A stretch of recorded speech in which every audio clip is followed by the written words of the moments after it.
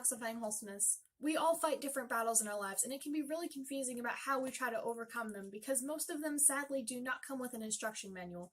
I want to read you a couple of verses that have confused me for quite a bit of time, but they do pertain to this idea. Luke 22 verse 36. But now, he said, take your money and your traveler's bag, and if you don't have a sword, sell your cloak and buy one. So Jesus is informing his disciples that the time has come for the prophecies about the Messiah to be fulfilled by him, and that this is what they should do to prepare for it. This next few verses are in the same chapter, but they convey what seems to be a totally different message. This is when the guards were arresting Jesus. Luke 22, verse 49 through 51. When the other disciples saw what was about to happen, they exclaimed, Lord, should we fight? We brought the swords. And one of them struck the high priest's slave, slashing off his right ear.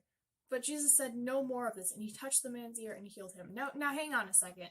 Jesus just said maybe, 13-ish verses ago, that he wanted them to prepare themselves by grabbing weapons for what is coming next. But now he's telling them to put their weapons down. This doesn't make any sense. And Peter fought back against the high priest's slave because Peter saw him as an enemy, because he was with the people who were arresting Jesus. And maybe the whole idea behind this is, yes, we need to fight back against the world for the cause of the good news, but we also need to understand which battles we choose to fight and how we fight them. Have you ever gotten into a fight on social media? I haven't necessarily done it yet, but I have definitely fantasized about it. And I saw something the other day and I really wanted to get involved because something that someone said made me really mad. So I had a decision to make. I could either comment and argue with them, or I could choose to not get involved. And it's a decision that we face quite often, even if we don't realize it.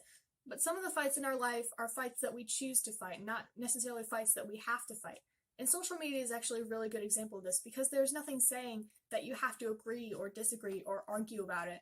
You choose which battles you fight, and sometimes you have to ask yourself, is this battle worth fighting, or should I move on with my life? Because we need to stop fighting battles that don't matter and start fighting the ones that do matter. You also have to keep in mind who you are fighting, and I think this is where Peter got it wrong, because Peter was all fired up because they were taking Jesus. But in retaliation, someone who was uninvolved got hurt.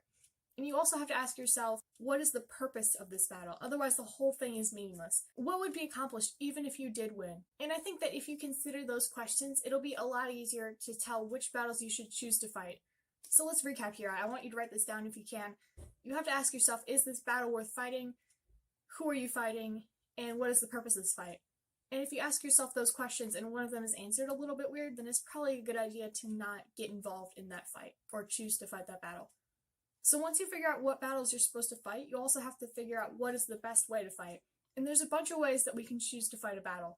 However, we have to learn to fight it right. Not as people of this world, but as children of God.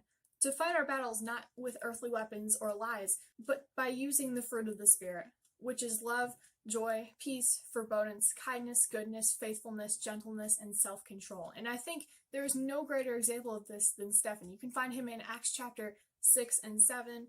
He could not control where he was headed or what was going to happen. Someone lied about him and he had to appear before the council before they could either kill him or throw him in jail. It doesn't say that he resisted, but it later shows that he took this horrible situation as an opportunity to share God's message with the people there.